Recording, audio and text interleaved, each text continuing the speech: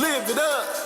Live like it's the night of your life. You got the right to live. So go and live it up. Live like it's the night of your life. Let's start the party. Start the party. Live it up. Live like it's the night of your life. You got the right to live. So go and live it up. Live like it's the night of your life. Let's start the party. Start the party. Live it up. I'm dangerous like tightrope. No talking, not that of a maestro. More like that lizard from Geico. When I lick, you go psycho. Downtown, I'm more famous than Michael. My game, I gave it to Tycho. Gene Simmons up my time. Whoa, got mind control. Damn control. Up to your spine and back down to your toes. Melt you, little mama, like pie mode. Hot like the summer, goodbye to your clothes. I got you exposed. Xander Effect, I'm your host, Xander Dames. Got a lot of cool stuff for you today, including in entertainment news. Looks like Coachella has a documentary that will be premiering on YouTube. It's 20 years of Coachella and an awesome little documentary. YouTube went ahead and posted the trailer for it today. That's going to be really cool to watch. In sports, WWE's Wrestlemania went off without a hitch, and man, did it garner a lot of positive feedback. We'll talk a little bit about that. And in video game news, Saints Row the Third Remastered releasing for PS4, Xbox One, and PC in May. So that's going to be pretty cool. We'll talk a little bit about that. Plus, I have a special guest that I got an opportunity to interview. He is the grandson of the legendary B.B. King. His name is Christopher King, and his story is incredible. You think B.B. King created a legacy on its own? This gentleman has done the same, only in a different fashion than B.B. King has. So we'll talk a little bit about how he went from almost going to prison to being an inspiration to so many and helping out so many people. Not to mention the fact of the matter that he's also a Marine veteran, so a military veteran. So it's going to be an awesome interview right there. But first, up next, here is John Doe's Sorry Love right here on the Xander Effect.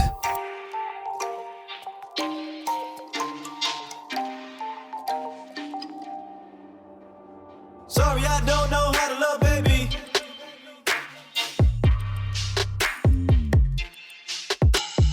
Daddy never told me how to treat a lady.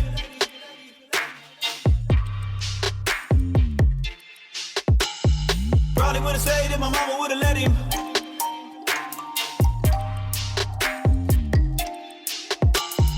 Truth is, girl, man, I probably wasn't ready.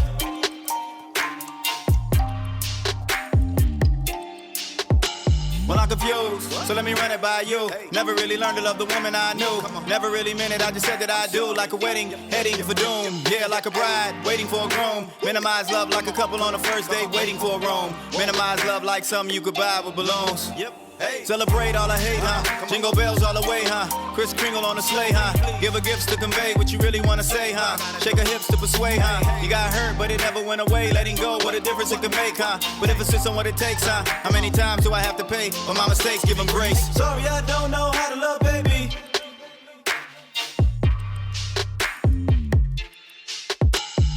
Daddy never told me how to treat a lady.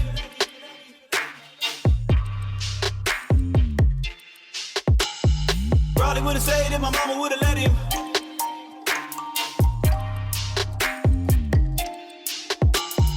Truth is, girl, man, I probably wasn't ready.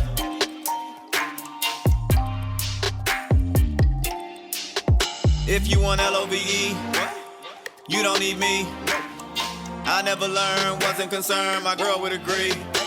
Everything that I learned from TV or some stupid CD or some pimp brother telling me how I should be, how I should treat a woman that's a hoe like he really would know. There's a few things that I'm really good for, like a really good show or a really good flow. Spit a good game right until we get close. When it comes to love, man, I really wouldn't know. I've been lying to her like I got a wooden nose. If I told you the truth, then your heart get broke.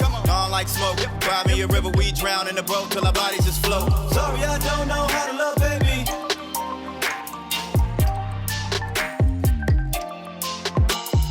Daddy never told me how to treat a lady.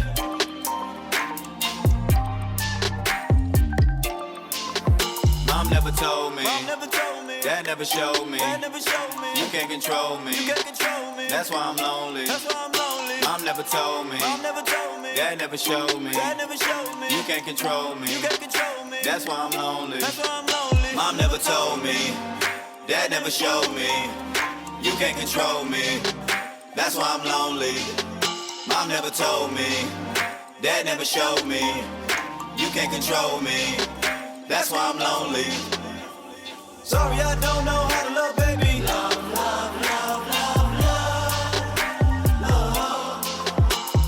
Daddy never told me how to treat a lady. Love, love, love, love, love, love. Probably would've stayed and my mama would've let him. Love, love, love, love, love, love. Truth is, girl, man, I probably wasn't ready. Love, love, love, love, love, love. That was a Sorry Love by John Doe right here on the Xander Effect. In entertainment news, Coachella is postponed until later this year, but that's fine. That's okay, because all of you fans out there can go ahead and relive some of this, like the festival's most amazing moments. YouTube has sent out a trailer that will be featuring a documentary of the festival of the Coachella Valley Music and Arts Festival from the moment it began all the way to the present, and it shows pretty much like how the festival has grown throughout the years, and throughout actually it's been 20 years actually, so it's going to show everything that's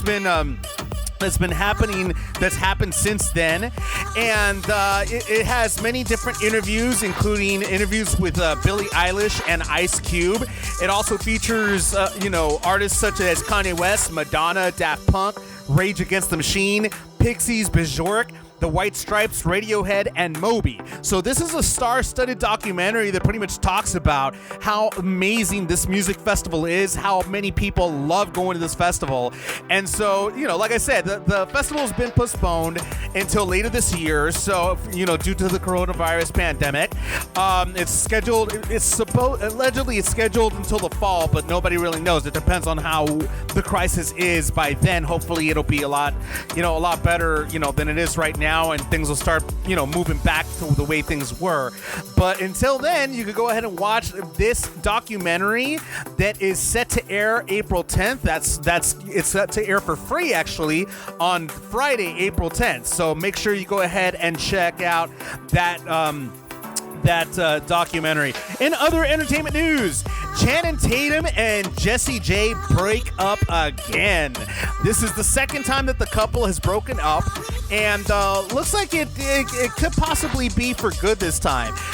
Channing Tatum started dating Jessie J shortly after his divorce with Jenna Dewan, and who knows? Maybe it's possible that Channing saw Jessie J as a possible rebound. Who knows? But they first actually started dating in late 2018. They broke up a little more than a year later, then reconciled again in January. So they've been on again, off again, on again, and now they're back to off again. So who knows if this couple is actually going to continue to be off again? Possible that they might want different things. It's also possible that maybe they're, with everything that's going on, it's probably put a lot of pressure on them. So chances are it could be any number of reasons why they've broken up. The point is they are broken up now, and who knows if they're going to get back together again. We'll see what happens in the near future. In other entertainment news, Today Monday was actually the premiere of the Netflix original series, The Big Show Show. It stars The Big Show Paul White, former WWE wrestler, and he actually plays himself. He plays The Big Show, a former wrestler, and it's slightly about him, but not really. Obviously, but it's actually a very entertaining family show. It's a comedy. It's a family comedy, and Paul White, aka The Big Show, plays himself as The Big Show. Allison Munn plays Cassie, which is his wife in the television show. You might have You might recognize Allison Munn. She's been in television shows such as What I Like About You and a couple of episodes of That 70s Show. It also stars these three young, very talented young ladies. Raylan Castor, she plays the older sister Lola. Lily Brooks O'Brien, she plays the middle sister Mandy. And Juliet Donenfeld plays the little sister JJ. That little girl JJ is hilarious, by the way. That girl's a hustler. JJ's a little hustler in that TV show. It also stars Jaleel White, which many of you may know him from the TV show Family Matters. He played Steve Urkel. Plus, he's also been in a few other television shows since then. So he's been doing a lot of work. But this is definitely something that is brought him back. He actually, it's funny. He plays a guy that owns a gym that the Big Show goes to, and he's got his character's actually pretty funny. I watched one of the episodes so far. I just started watching it, so I'll give you guys a little bit more of a review after I'm done watching the whole season, because I'm binge watching that. We're all stuck in here, so we got to watch something. And this show looks pretty funny. It's actually really cute. So I'm watching it so far. It's very entertaining. I enjoyed it. I'm enjoying it right now. So I'll let you guys know a little bit more about that next time. We're on this. We're on the Xander Effect. In other entertainment news, I got the opportunity to speak to an amazing human being. He is the grandson of the late, great B.B. King. His name is Christopher King, and he's got an incredible story. It stems from a moment where he was faced with going to prison to then a moment where he had to make a choice between prison and the Marines. He chose to serve his country, and from there he just created an incredible path for himself. And you know what? I'm not going to go ahead and tell you about it. Go ahead and listen to the interview, because it's an awesome interview. But before we get to that interview, here is the Pawn Hawks Fire Eyes right here on the Xander Effect.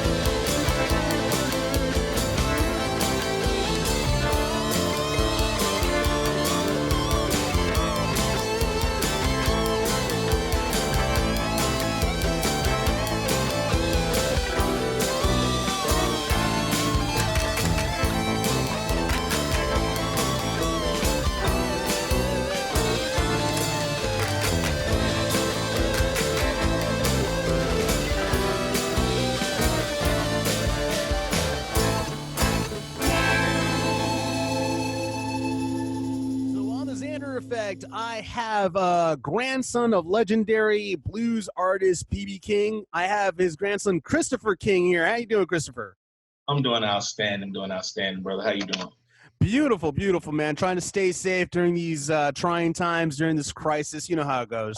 That part. I mean, it is a focus right now that we all have to focus on. So Godspeed on trying to stay focused yourself. As always, man. So you have a lot of things going on for yourself, being, of course, the grandson of the great B.B. King.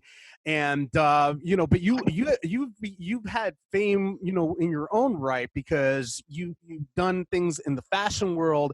You're a motivational speaker. You're also an activist for, against fighting against human trafficking. But before we get into, those details, I got to ask, man, how was it like being the grandson of a legend like B.B. King? I'm gonna be honest with you. I can't say it's like being the grandson of any other person.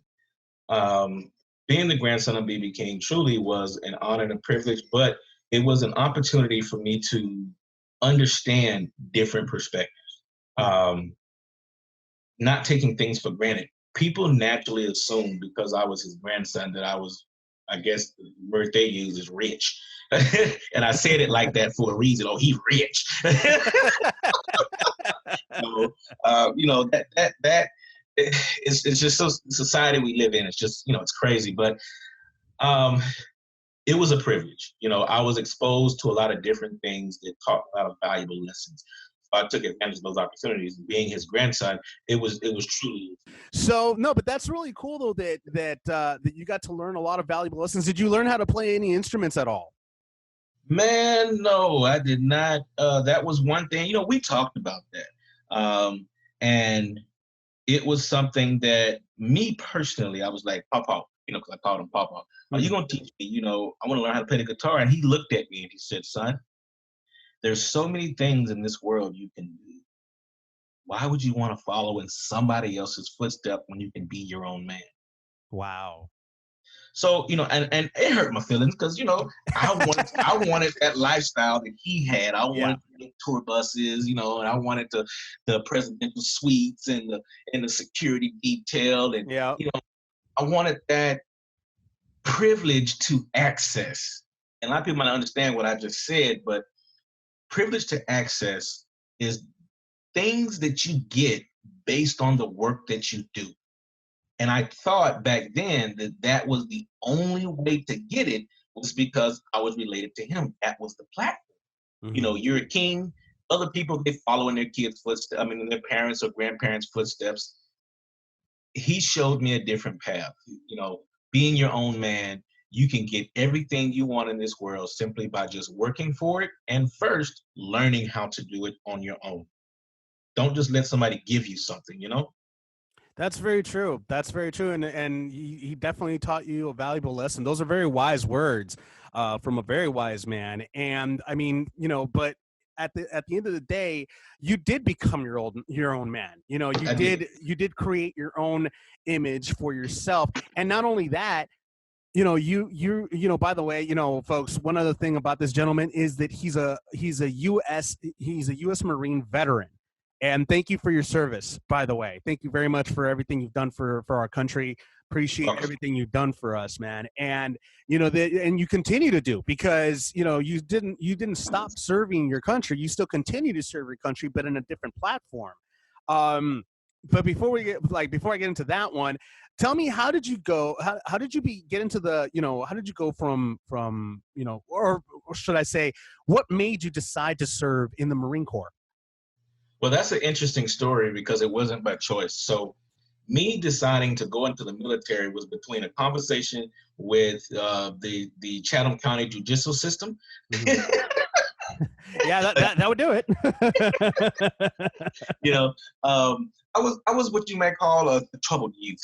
And, I'm 37 now, so I look back at what people may think or consider that turning point.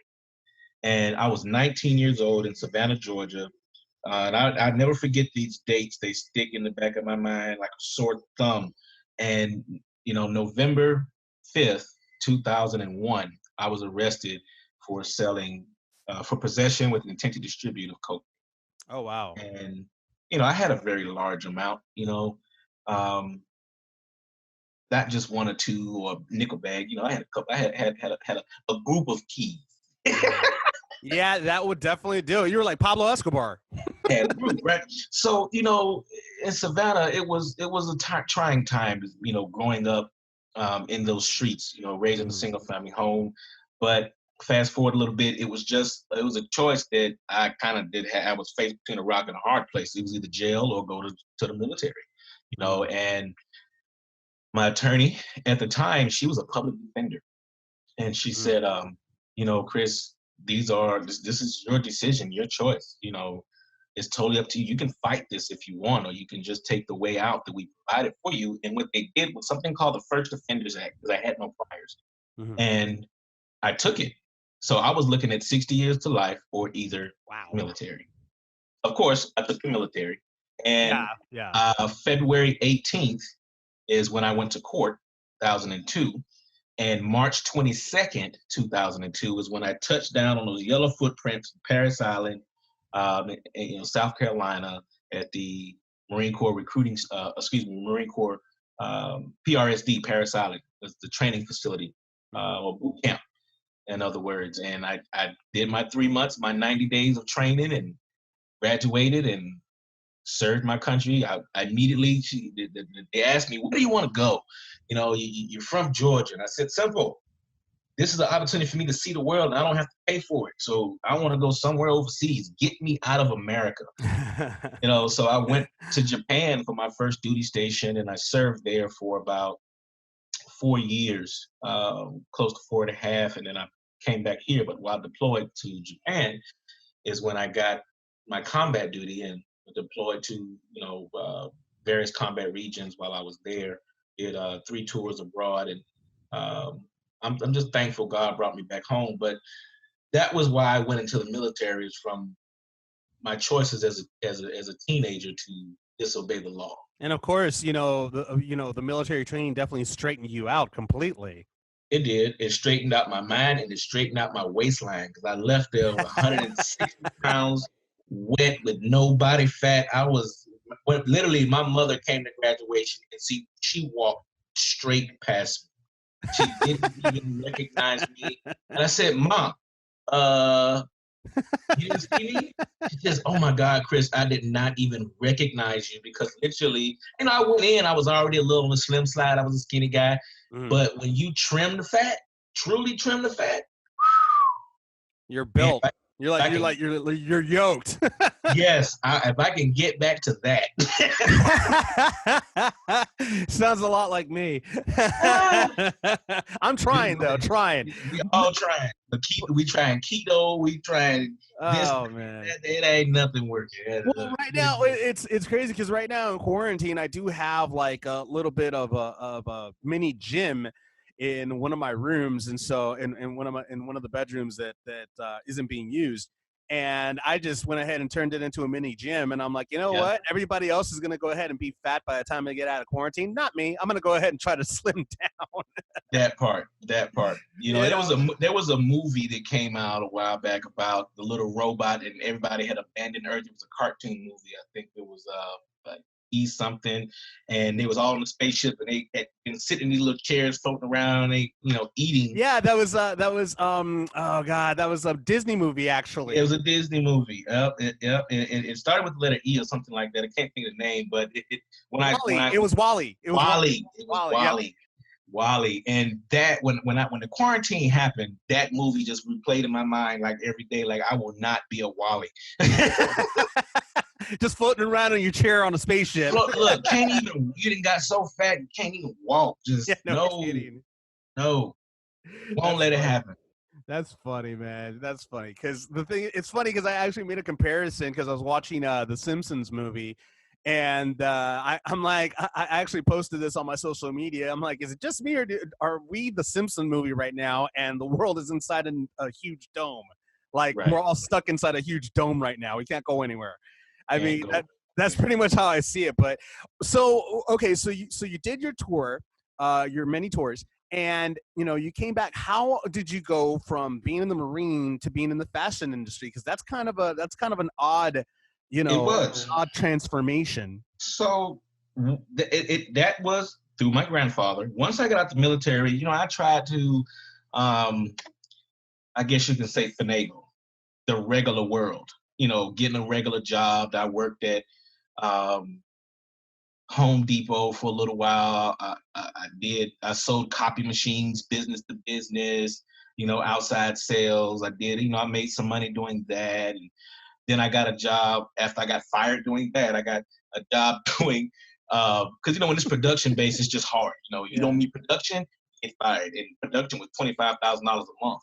You had to sell and equipment. So it wasn't an easy task. Then I left there and I got a job driving forklift for Home Depot in their MRDC camp down in Lake Park, Florida, Georgia, right at the state line. And I was doing that for about 8 months and driving 81 miles one way. It was ridiculous.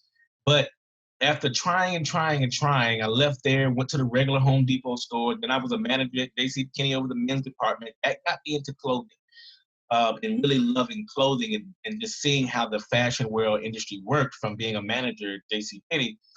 And then I got fired there. And so, it was crazy. I don't think I was meant to work for people.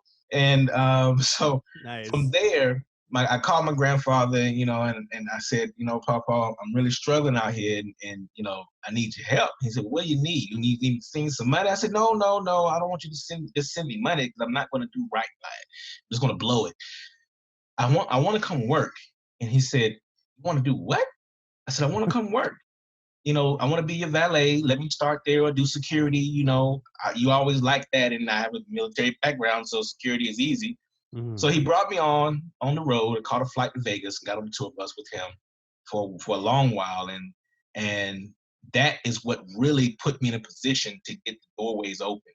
I was his valet, so I was in charge of his wardrobe, and that is what really pushed me there. So after he died, I had already met a lot of people, and I was designing men's jackets and blazers, and a couple of the ones that I designed, he was wearing during his concerts and shows. So people were like, you made BB a jacket, I want a jacket. So I'm like, okay. That it branched out, and it was closed door business. I wasn't promoting or marketing it real heavy until after he really passed away, because the clientele was all referral. And I was making, $4,000 or $5,000 a jacket. I didn't care because he was like, you can sell it for that price just because of the name. Yeah, because it has you have credibility in that right. So after he left, business did slow down a little bit when he left this earth, and I branched off into doing bow ties, wooden bow tie. That was an additional line that we introduced to the market with my blazers and dinner jackets. I scaled my price points down to about $400 a jacket and started doing bulk orders, made some partnership with some companies to do bulk mass production. And that's what really got me into the fashion scene of really moving jackets and bow ties after he left. And I moved to Florida because I didn't want to compete in Atlanta with the market of fashion, with Fashion Week in Atlanta and everybody trying to do it. It was a cesspool of everybody doing the same thing, and there are no individuals. Truly, that transition into changing markets, moving to Florida, is when I got into really pushing that envelope. And well, I mean, and of course, were you doing like a lot of runway stuff, like showcasing your clothing, or was this just strictly word of mouth? So when I was working with him, he didn't hire me just to be his valet. I actually ended up getting promoted on the road to his assistant road manager, but I wasn't an employee of him. I formed my own management company and LaRock Management at the time, and he hired the company, and then I took a salary from my company, so he paid. It was business. And that's one thing he loved the most, is I always took the business perspective, because I knew at some point he was not always going to be my client or always going to be here. So I took upon and started managing other clients. I had Jackie Christie from Basketball Wives of LA, a couple football players, NFL players, so I had a roster of talent, models and whatnot.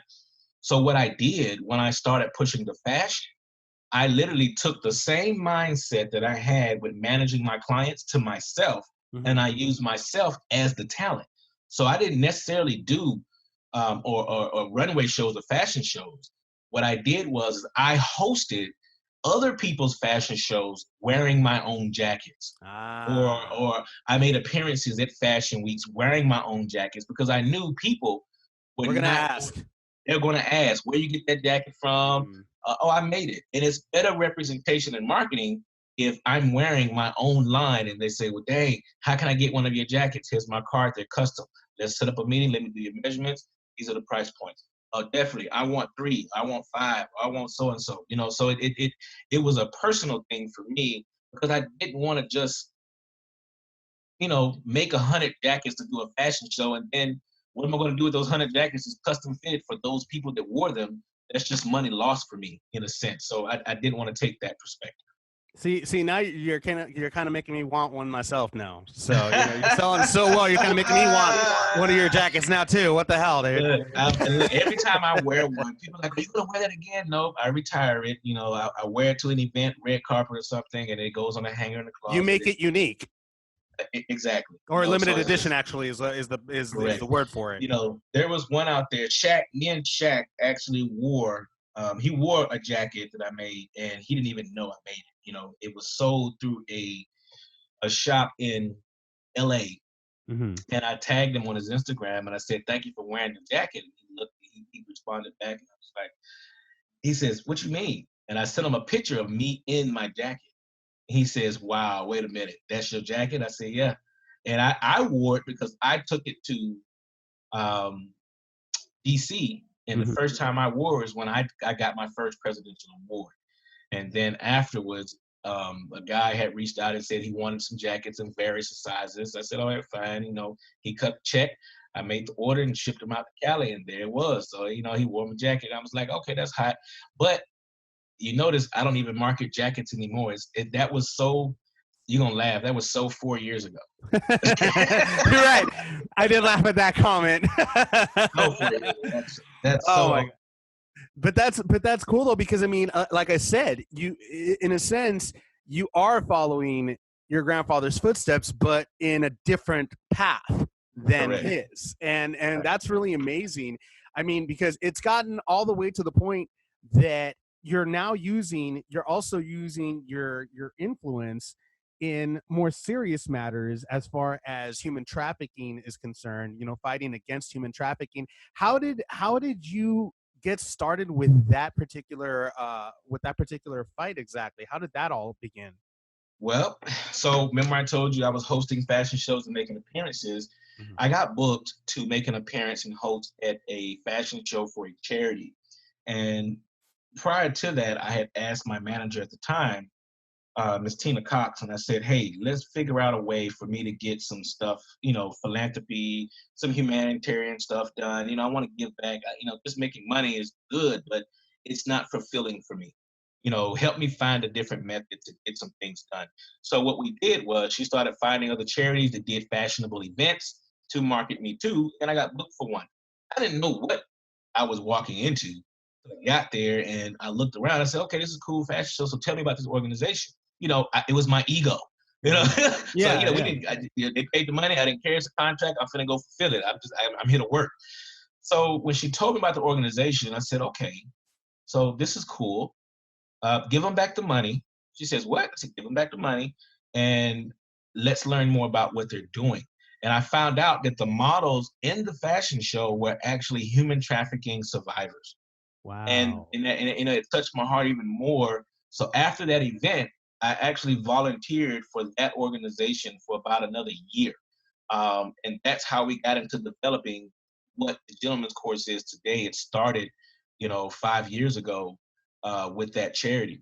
And as just a volunteer, and I was teaching them etiquette. You know, I wrote down simple rules of how to be a gentleman, 30 rules, and I got some dishes from my own cabinet, my own ties. I grabbed a single shoe from my collection of a different variety of shoes, one brown, one black, you know, leather, cloth shoe, etc. And they'd be like, "This is a steaky shoe." I say, "Yeah, because it's mine. That ain't bad from the store." You know? Nice. So it was truly an opportunity to start something that I never thought it would be where it is today. Wow, that's incredible. And you've been doing this for a while now. Obviously you've traveled the world to go ahead and, you know, give your message about this fight. I mean, how has the reaction been, you know, for this organization that you started, which is I believe it's called Gentlemen's I'm trying to remember. The Gentlemen's Course. So this is a part of it. Yeah, so the Gentleman's Course is the charity where I started. It's based on teaching youth, male and female, how to be gentlemen and how to be ladies. But we base that around the 30 human rights, human trafficking prevention, and the 30 rules of being the gentleman, 12 suggestions of being the lady. You know, and putting all that together, we cover the formal dinner setting, how to tie ties, relationships. I mean, it goes in depth when you're talking about an 8-week course versus a 45-minute introduction. You know, it's really all based around mentorship. But human trafficking, when I figured out as mentoring with that organization, Florida is ranked 3rd in human trafficking in our country. Wow. And you're talking youth. I didn't say girls, I didn't say boys, just youth cases. Wow. Ages 12 through 18 make up the predominant factors. And it's not a race thing, it's not a genre thing, it's just youth, ages 12 through 18 on the target. And that's where the heavy numbers come into play, where you're talking about victims, whether it's sex trafficking, labor trafficking, child trade, human part, body part organ trafficking. It's a wide variety of different things when you really look at it. And I really hate that society always portrays a young girl being taken, because when people really look at the factors and raw numbers, it's bigger than just a little girl. But that's what plays soft on people's heart. That's what will go ahead and garner attention. Yeah, it's marketing tool, right? And I really hate that, because that part, it really victimizes women more than and young girls more than it does helping them. If they put multiple facets, put an older woman, put a young girl, put a boy in there, put a man in the same marketing, so they can understand the seriousness that anybody is a target, not just young girls, so you can donate your money. That is so crazy, though, that this is happening in this country, because you would think that you would think that in third world countries or somewhere overseas that's common, but who would have thought that there's a underground type of activity going on around here of human trafficking? I would have never even realized that. If you think about it, it's not new. Slavery has been around for thousands of years. It's just transitioned into different people's eyes, and it became a problem when it started affecting people that other people, I'm not going to say who those other people are, but what other people cared about. When and I don't want to make it a racial thing. It's not. But when it was not here or not relevant, where certain types of children were being affected, people didn't really take notice. They didn't care that big of a deal, because it was always, like you stated, in other countries. It affected other minorities, other races of people. It didn't hit home just yet, until they really started looking at it closely.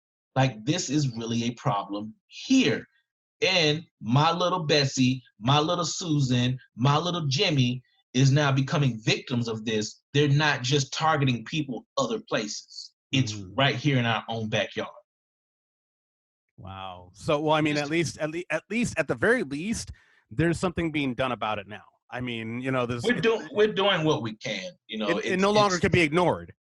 Right. They can't ignore it. They can't turn a blind eye, because when you look at the statistics of what they put in the news, and I say that because what they put in the news, the media is not always the whole truth, but they do put out some good sources for people to validate the cause. Because when you're talking about, how do you characterize a offender or a potential trafficker, and you say that, he's just a thug on the corner trying to sell a nickel bag? No, Because if you look at the statistics of what's being arrested and being convicted as violators of human trafficking, you're talking about lawyers, judges, school teachers, doctors, police officers, same people we've trusted our lives with, next door neighbors.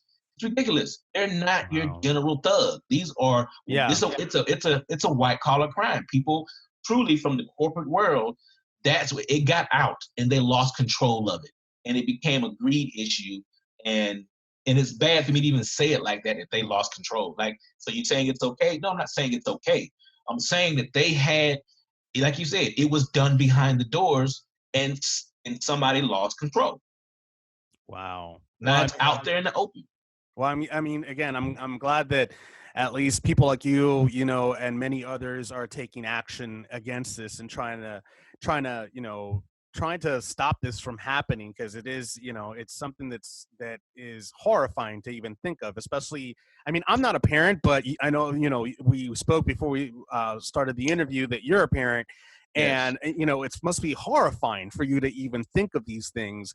You know, I put myself at the forefront because in my fight, I believe that if we can educate more people to the seriousness behind human trafficking, of what it is, educating them about their rights, and they have a method and a way to actually fight it, just by knowing about it, becoming aware about it, you actually can create less victims. And I put myself at the forefront because I have children. I've become a target.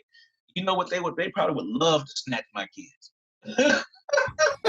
But it's gonna be very hard. Yeah. Very hard.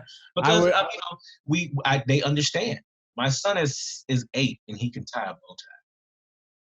Nice. He's not your average 8-year-old who just wants to play video games and eat peanut butter and jelly sandwiches all day. It's not happening. He wears jackets and vests. He dresses appropriately. He knows how to speak. He walks standing upright. You're not going to see him walking around like your typical kid who's just wanting to play. Mm-hmm. Well, that's good, though. That's good that you've instilled, you know, different values, you know, into your children. And I'm curious, did you, like, because I know that you're also a motivational speaker, was the gentleman course a springboard into that portion of your life, being a motivational speaker? Yes, it was. You know, one thing led to another. It just elevates. You know, I started out as a drug dealer. I went from the drug dealer world to military. Military led me to figure out the corporate world figuring out to being self-employed and an entrepreneur. Everything pushed me to elevate myself at some point in my life. And when we started this program, working with that mentorship, I started because I wanted to do something for them. They were helping me from a knowledge basis, but I wanted to help them. And by doing that, the gentleman's course was just a opportunity for me to put an umbrella over being able to raise funds for other charities. We wasn't even a nonprofit. Our main goal was to raise money and advocacy for other charities so they can get more funding, because we know funding was an issue, until it got to a point where our donors and supporters were like, you need to get your own 501c3 and raise your own money. And that elevated me to, you know, people wanted me to come speak to them about my program, about human trafficking. And it just went from there and there. You know, I've been to the White House twice, gotten 2 presidential awards for speaking on human trafficking and raising awareness of human rights. And that was within the last 3 years. I went in 2016. I won that from President Honorable Obama. And then I got another one from Trump just last year, my second PVSA. You know, it's truly, like I said, it's work. It needs to be done. And it's been recognized. It's been recognized. That's good, though. That's amazing that that you've received this type of recognition, because that just goes to show how, you know, how your work has inspired and has really touched and reached so many. And that's right. Just and again, you know, like I said, you're the grandson of a legend, but you're becoming a legend yourself by doing these types of things. You're leaving a legacy behind that many people can follow and you know, someday strive to actually get to be to that point where it's like, okay, this gentleman right here, you know, he was the grandson of a great legend, but he created his own, you know, legacy. And that's something to aspire to, which is amazing. Anybody can do it. Anybody can do it. If you want to do something, just take the effort and make the steps. Take the steps and make the effort and just go do it. Exactly. And especially right now, since we're all stuck in here, we might as well go ahead and do something. Do something. Look, come out of the quarantine with something valuable other than, well, I still got my job. Very true. Very true. I mean, it's one of those things where, like I said, like we talked about it before we started the interview, how we can appreciate a lot more things after this quarantine's over, as simple as a hug. And and of course we get to like learn a lot of things while we're in quarantine. I said it before on a couple of shows before, like I had mentioned to you. I actually mentioned the word reset. The entire world needed a reset. This is our opportunity to do things right a second time. This is our second chance, of course, provided most of us get a second chance. Unfortunately, many haven't. But the people that did survive, the people that have that come out of this quarantine as survivors, because they will be survivors. This is their second chance. This is all of our second chance. It is, right. and I don't know if your show is a biblical show, but I read a verse every morning, and in 2 Chronicles chapter 7, 13 through 14.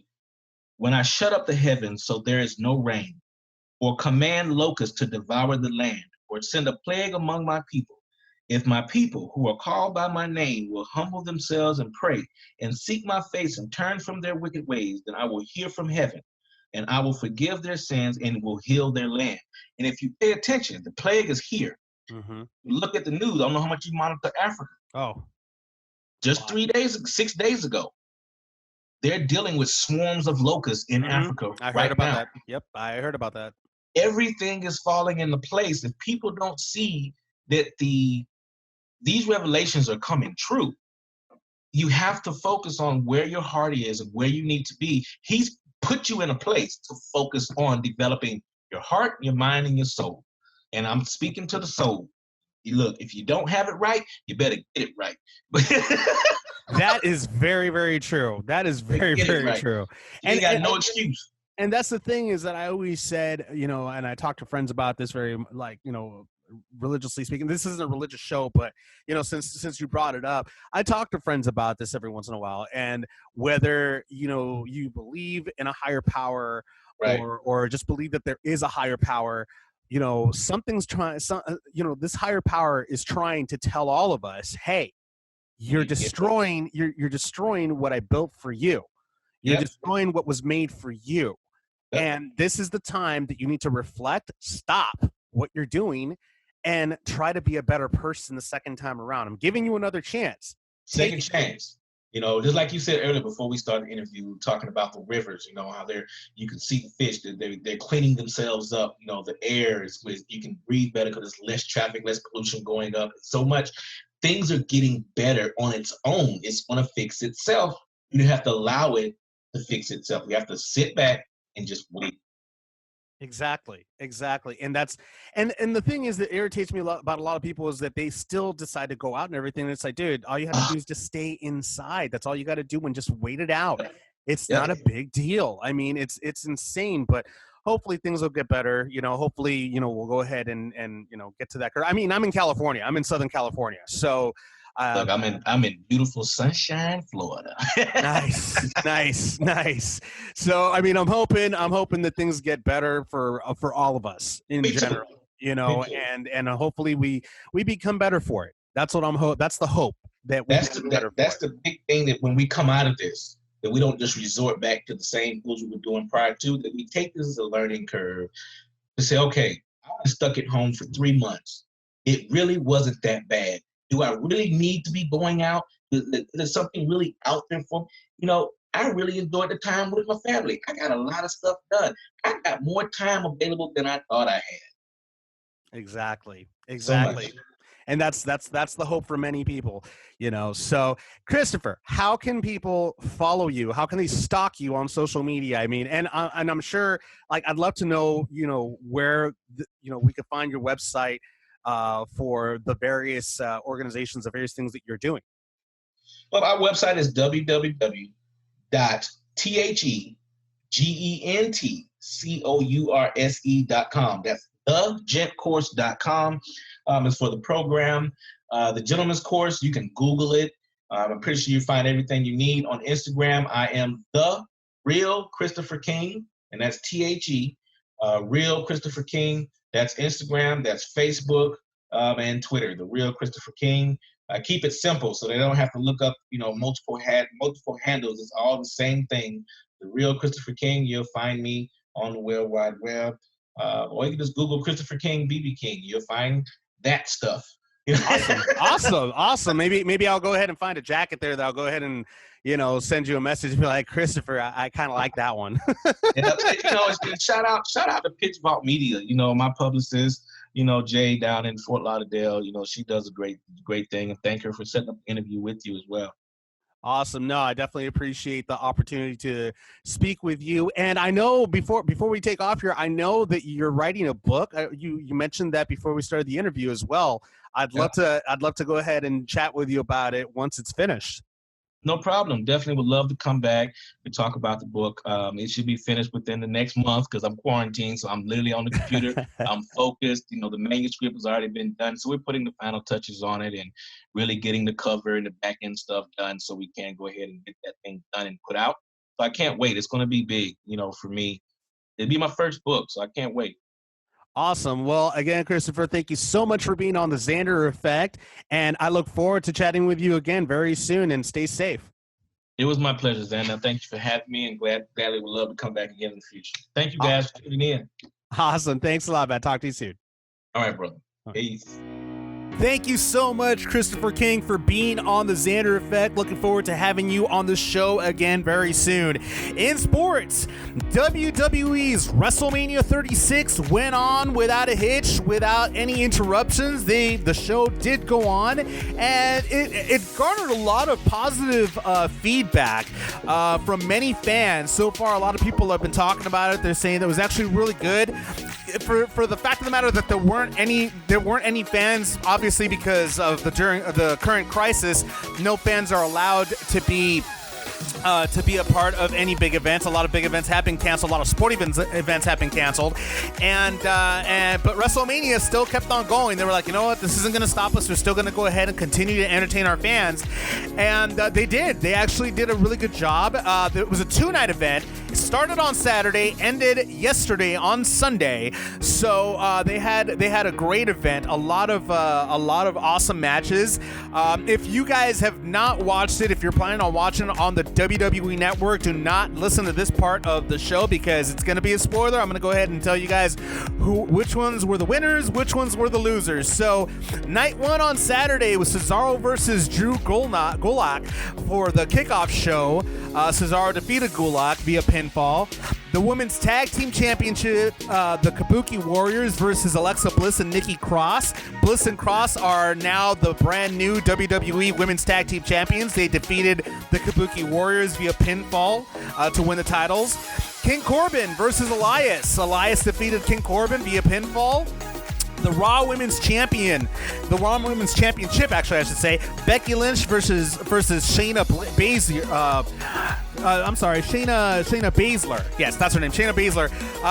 Lynch retained the title. She's still women's champion by defeating Shayna Baszler. So there's that one right there. The Intercontinental Championship, Sami Zayn versus Daniel Bryan. Sami Zayn came up victorious on that one via pinfall against Daniel Bryan. The Smackdown Tag Team Championships, John Morrison versus Kofi Kingston and versus Jimmy Usos is in a ladder match, which is a very interesting tag team championship. I guess they were all representing their tag team partners in this one, and John Morrison's representing him and The Miz. Kofi Kingston is representing the New Day, and Jimmy Uso is representing the Usos for the tag team titles. Very interesting, very unique match. Never heard of this one. Triple threat match. But Morrison retained the championship gold for him and his team, defeating Kingston and Uso to retain the title. So there was that one. There was also the 24/7 championship, as basically, it's the new hardcore championship, I guess you might say, but not really hardcore. It's just the championship that they have to continue to keep on having. But Raleigh defeated R-Truth and Gronkowski actually to win the title, because Gronkowski was actually Rob Gronkowski is part of the WWE now, so he decided to wrestle, and Raleigh defeated his friend and R-Truth. So there's that one right there. Raleigh is the 24/7 championship. Kevin Owens versus Seth Rollins. Owens defeats Rollins via pinfall, so there's that one right there. The Universal Championship, Goldberg versus Braun Strowman. Strowman has defeated the man Goldberg via pinfall to be the new WWE Universal Championship. The Undertaker versus AJ Styles in a Boneyard match. Now, people have been talking about this one. This one was actually a really good match, the first ever, and there's also rumors that this might be the Undertaker's final match. He might be retiring after this. No more, not even one-offs anymore. I mean, he's up there, he's up there age-wise, and it seems like it should be about time for him to go ahead and honestly this time hang up the gloves.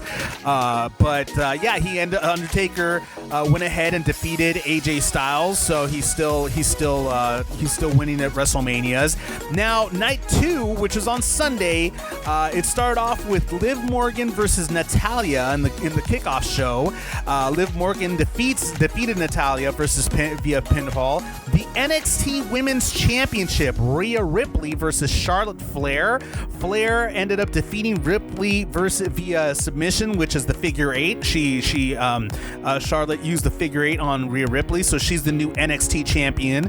Aleister Black versus Bobby Lashley. Black defeated Lashley via pinfall. Otis versus Dolph Ziggler. Otis defeated Dolph Ziggler via pinfall. This has to do with the whole relationship that Otis has with Mandy Rose, and Ziggler trying to go ahead and hate and try to steal that girl away from the big guy Otis. So he defeated Dolph Ziggler, and the next match after that was Edge versus Randy Orton, last man standing match. This is a huge match as well, really good match. Edge defeats Randy Orton via 10 count, last man standing. The Raw Tag Team Championships, the Street Profits versus Angel Garza and Austin Theory. The Street Profits defeat Garza and Theory via pinfall to retain the title, so they're still champions. The SmackDown Women's Championship, Bayley versus Sasha Banks versus Lacey Evans versus Tamina versus Naomi. This one was a huge match, and Bayley, she retains her women's championship by defeating Evans via pinfall to retain it. John Cena versus The Fiend Bray Wyatt in a Firefly Funhouse match. The Fiend ended up defeating Cena via pinfall, so John Cena hasn't been wrestling for a long time. This is his debut back into wrestling after being absent for a long while. He's been filming the new Fast and Furious movie, which has been postponed, actually, incidentally, until next year. WWE Championship. This one was the main event right here. Brock Lesnar versus Drew McIntyre. Yes, ladies and gentlemen, we do have a brand new WWE Championship. Drew McIntyre defeats the Beast Incarnate, Brock Lesnar, via 1, 2, 3. This is actually Drew McIntyre's first WWE Championship, so he's a brand new champion. What a way to kick that one off. Again, WrestleMania was went off without a hitch. Did a great job in entertaining the fans. Props to WWE. There are, however, rumors possible that WWE might be taking a break after the post-WrestleMania shows, which is the Raw after WrestleMania and of course SmackDown after WrestleMania. There has been talks that WWE might actually take a break from any type of television broadcast because due to the current crisis that's going on. So who knows? That would actually be the first time that WWE has ever stopped broadcasting their shows. They've been going on for decades, and this will be the first time that they're actually going to have to take a pause for a while. Which again, this current crisis has created many unprecedented things that have been going on around the world that nobody expected to ever see in their lifetime, including myself. So this is very interesting to see if WWE is in fact going to take a break for a while from television. In other sports news, the NBA season might be completely canceled due to many factors, actually, because, they need to test their players, and tests are very scarce right now, seeing as so many, thousands upon thousands of people need to be tested for the coronavirus. And there was a lot of talk, the league had a lot of talk where they had the idea of doing the playoffs in Las Vegas while keeping the players in a bubble, but unfortunately health officials decided to say that's a no-go. That's not going to happen either. ESPN's Brian Windhorst went on SportsCenter and he said, "It's been a bad week. I think there was optimism about progress a week ago, and some things that have happened this week have turned it south about what could happen. A big factor was what happened in China, where they halted the return of their league, and one of the big reasons was they really believed that if they just tested the players' temperature all the time, that it would. The Chinese are finding that asymptomatic carriers are causing maybe a second wave in that country. They have just slammed the brakes on sports." He went on to also say, "The talks between the players union and the league this week, I've talked to both sides of this issue, and it is clear the NBA is angling to set up a deal that enables them to shut the season down. Now, they don't have to do that yet, and the way they are negotiating, they are leaving themselves an option either way, but they are not having talks about how to restart the league. They are having financial talks about what would happen if the season shuts down, and I think there's a significant amount of pessimism right now." He continued by saying, "They do have runway here. I do think that they could go into August or September to finish this season, but I'm not sure they feel confident about that right now. A big factor is testing. We just don't have the testing. At some point, not only does there have to be a test that is quick and can tell if a player is healthy enough to enter the game, you have to know that you have the tests available so that you aren't taking them away from people who need them." So all of those are actually are excellent points, because at this point, you can't go ahead and pick and choose the people that you need to test. You need to go ahead and test people that really need these tests right now. And the league made the right choice. A lot of sports companies, a lot of sports managers and organizations are making the right choice by canceling their seasons due to this crisis. You can't be too sure right now who's asymptomatic, who has it, who doesn't. You're putting a lot of people's lives at risk, and fiscally, yes, it could hurt, but in the latter. In the broader aspect of everything, honestly, it's better to be safe than sorry, to be honest. And to be, they're making the right choice right now. So who knows what's going to happen? Right about now, we would be in the playoffs. Right about, or actually close to the end of April, actually around the end of May, we should be in the playoffs. But as it stands, who knows if that's even going to happen? We'll see where the crisis goes, and hopefully it'll get better before it gets any worse. In other sports news, Bubba Wallace loses a sponsorship after rage quitting during a NASCAR iRacing event. Now, seeing as NASCAR season has been put on hold due to the current crisis, as many other sporting events have as well, they decided to do something called an eNASCAR iRacing Pro Invitational Series, where many of the NASCAR drivers, they are virtually racing each other. They kind of set up a virtual type of video game, I guess you might call it, of all the race car drivers racing each other. And looks like Bubba Wallace decided to rage quit when he was actually put into the wall by one of the other drivers, and it was, he got put into the wall by Clint Bowyer, and he was so angry that he just up and just left in the middle of the game and he went ahead and said, "Y'all have a good one. quote, he said, quote, "Y'all have a good one. That's it. That's why I don't take this explicitive seriously." He also went on to say, "Peace out." This is on his Twitch stream. Now, the problem with that is that one of his sponsors didn't take too kindly to the fact of the matter that he quit. Bubba went ahead and continued on Twitter by saying, "Bahaha, I'm dying at my mentions right now. I ruined so many people's day by quitting a video game. Bahaha, a video game. Damn quarantine, life is rough." Well, his sponsor Blue Emu decided to reply to his tweet by saying, "GTK, where you stand. Bye bye, Bubba.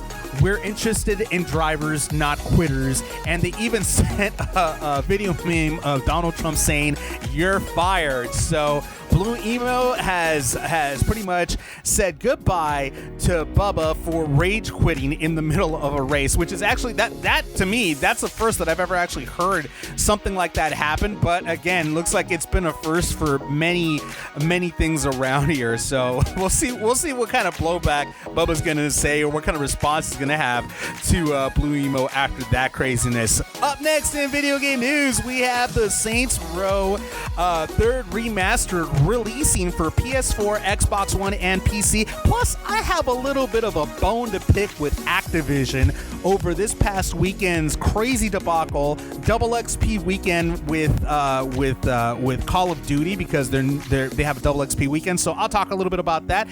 But first, here is Brendan Borgios's California Whiskey right here on the Xander Effect.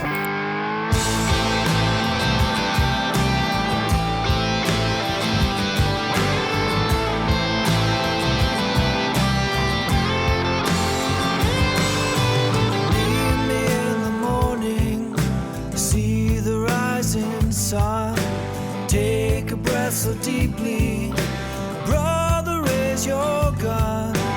We will sell this moonshine. We made it in these hills. The pride, our blood, our family runs deep within these stills. California whiskey, California guns. We will take this city before the night is done. California moonshine with the California sun. It's fighting will and quickly, but we've already won. Blood is in the streets now, gunpowder in the air. This is what you wanted. I told you I'd be there. These hands, they made this whiskey.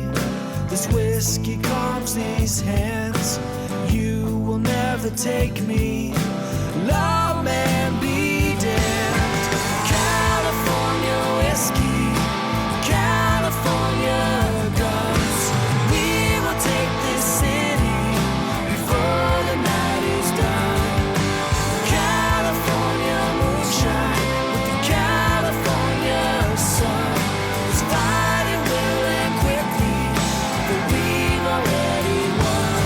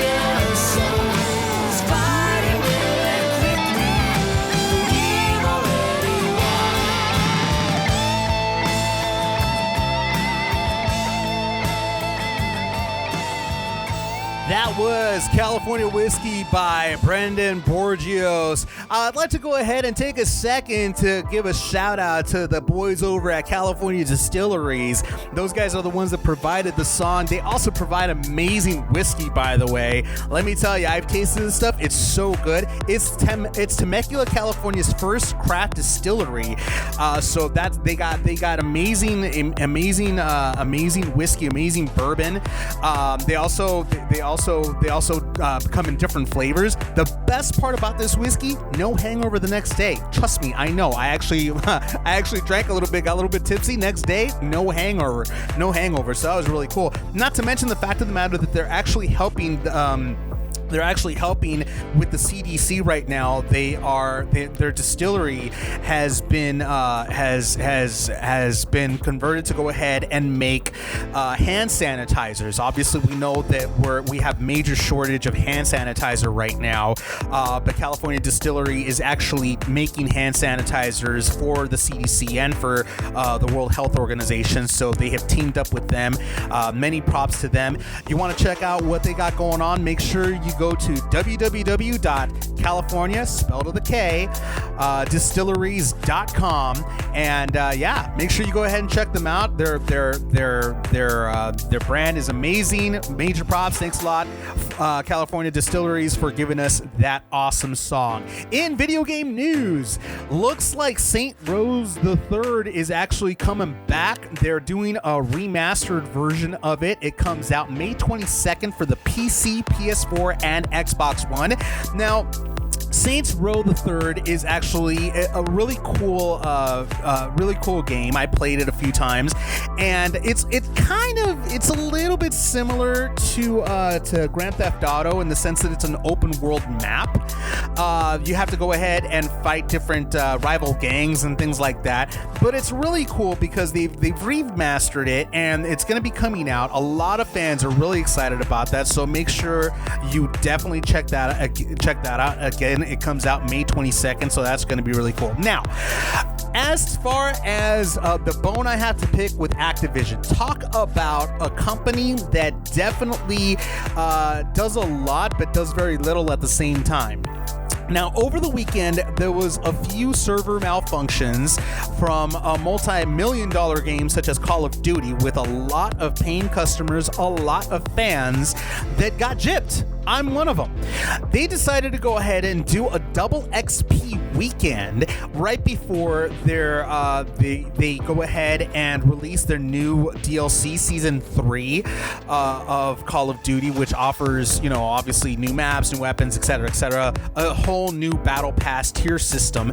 But the thing is that they offered this double XP so that way they could go ahead and shut down every other day this weekend. I played it starting Friday, and then sometime in the evening it shut off.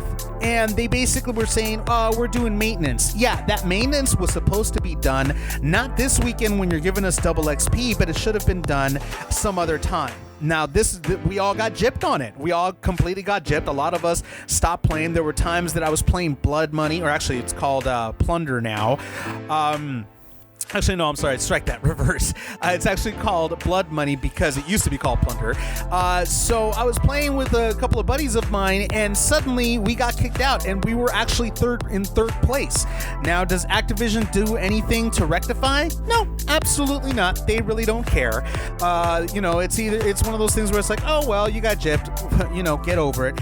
That doesn't say much for Activision, because at the end of the day, these are players that are paying for the game and paying for the season, so you need to rectify your wrongs, Activision, because it's not fair that you go ahead and obviously this is free. The maps are free and everything, and you're offering free to an extent where people have to actually pay for certain things to be unlocked in the season in the battle pass. So not really completely free, and it's not really working too well, Activision.